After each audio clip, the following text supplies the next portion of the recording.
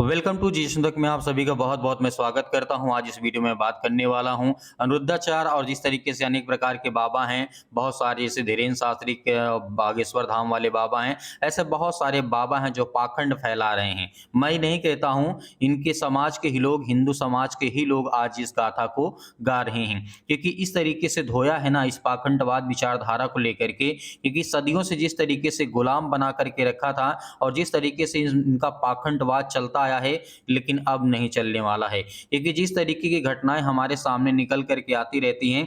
बहुत सारे ऐसे बाबा हैं जो अनिरुद्धाचार हैं, उन्होंने क्या कहा था। पहले आप इस वीडियो क्लिप को देखिए, उसके बाद मैं आपको समझाता हूं और बताता हूं कि किस तरीके का पाखंडवाद हमारे भारत देश में फैला और हमारे जो दलित समुदाय के लोग हैं, जो दबित कुचले लोग हैं, जो पिछड़े वर्ग के लोग हैं, उनको किस तरीके से सताया गया था, उनको किस तरीके से आज भी दबाया जा रहा है और पाखंडवाद के नाम पर बहुत सारी ऐसी घटनाएं हमें देखने को मिलती रहती हैं। पहले इस आप वीडियो को आप ऐसे ऐसे देखिए। क्वेश्चन पूछ रहे हैं हिंदू भाई जा इनके सत्संगों में या इनके जो कथावाचकों से इनका जवाब तक नहीं आता। जैसे ये बोलते हैं कि ये जो राधे राधे हरे राम ये वेदोक्त मंत्र है, ये बता दे किस वेद में कहाँ पे लिखा हुआ है राधे राधे मंत्र, कहाँ पे लिखा हुआ है, इनको कुछ नहीं पता है।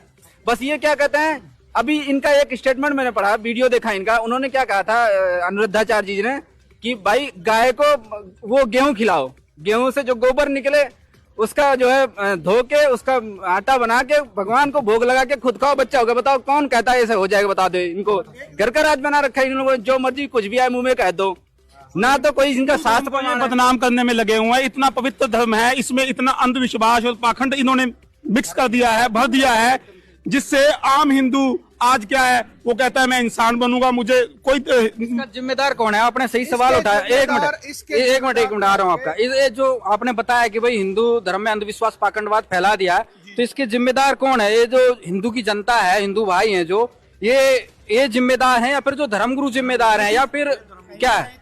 हाँ सर, देखिए इसके सबसे बड़ा जिम्मेदार जो हमारा धर्मगुरु है। इसकी एक और वजह है, जो हमारे पूर्वज थे वो कम पढ़े लिखे थे, उन्हें संस्कृत का ज्ञान नहीं था।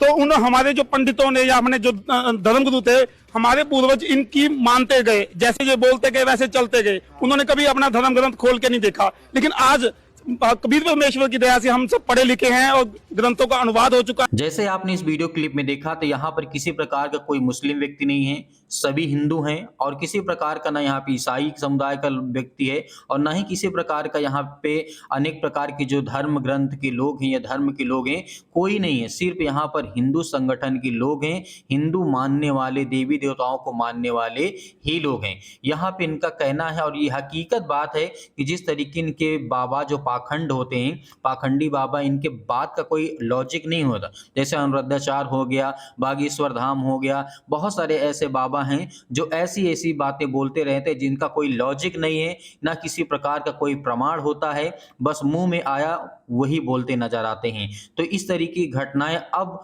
जो समझदार हो चुके हैं, जो पढ़ चुके हैं, जो लिख चुके हैं, जो समझते हैं कि हमारा जो भी हिंदू संगठन के लोग या हिंदू समाज के लोग जो भी मानते हैं, मूर्ति पूजा करते हैं या फिर किसी प्रकार का वेद पुराण, शिव पुराण, विष्णु पुराण, किसी प्रकार का ऋग्वेद, यजुर्वेद, सामवेद, अथर्ववेद, बहुत सारी चीजें ग्रंथ हैं, इनको पढ़ते हैं तो उनको समझ में आता है कि पाखंडवाद का किस तरीके से आज भी बोलबाला है।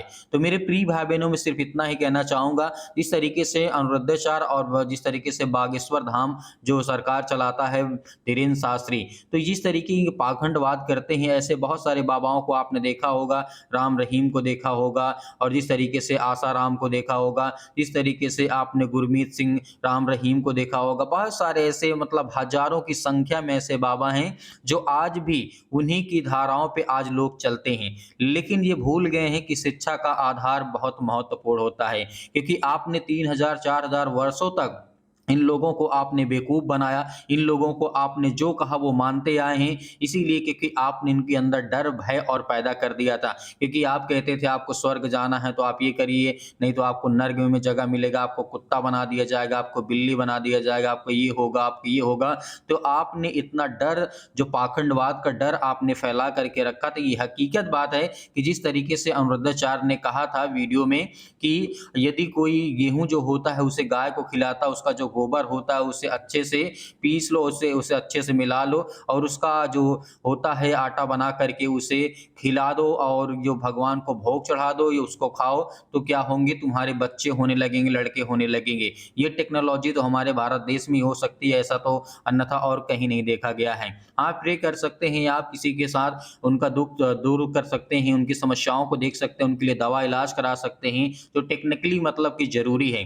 लेकिन इस तरीके के जो अंधविश्वास जो फैलाते हैं, ऐसे बाबाओं के ऊपर कोई भी कार्रवाई नहीं की जाती है। दरअसल जिस तरीके से हम बहुत सारी चीज़ों को देखते आए हैं, लेकिन इस पर आपकी क्या राय है?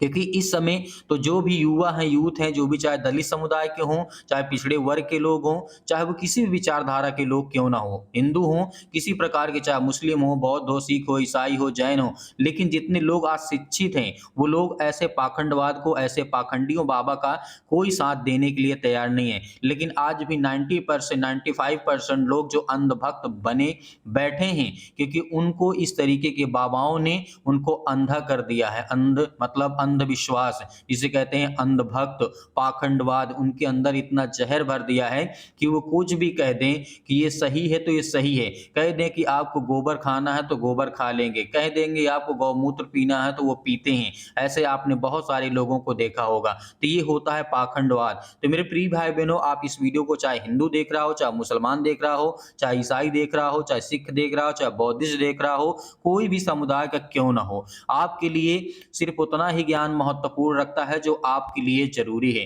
क्योंकि आप पाखंडवाद में जब घुसेंगे तो आपको ये नहीं समझ में आएगा कि सही क्या है और गलत क्या है। क्योंकि आज सक्षम है, आज आप इतने सक्षम हैं कि आप उस चीज़ को देख सकते हैं, समझ सकते हैं। इसीलिए आपको अपनी विचारधारा को और दूसरे की विचारधारा को देखते हुए, समझते हुए और उसके बाद जैसे जो बाबा बोलते रहते हैं, पहले उसको आप देखिए कि वो बोल क्या रहा है। अगर वो बोल रहा है तो उसको आप ढूँढिए कि क्या शास्त्र में लिखा है ऐसा कुछ? यदि नहीं है तो इसका मतलब वो पाखंडवाद विचारधारा के लोग हैं, आपको मूर्ख बनाते हैं। तो मेरे प्रिय भाई बहनों, इस वीडियो को आप ज़्यादा से ज़्यादा शेयर करेंगे, मैं आशा करता हूँ, और ज़्यादा से ज़्यादा ऐसे पाखंडवादी विचारधारा के लोगों से आप बच करके रहें, ऐसे पाखंडियों बाबों से, ताकि आपको आपके समाज में अच्छा एक स्वास्थ्य, अच्छा एक जीवन, एक महत्वपूर्ण जीवन आपका बना रहे, ताकि आपके अंदर भी अंधभक्त का कोई नशा ना चढ़े। तो मेरे प्रिय भाई ने वीडियो को यहीं पर समाप्त करते हैं, मिलते हैं नेक्स्ट वीडियो में।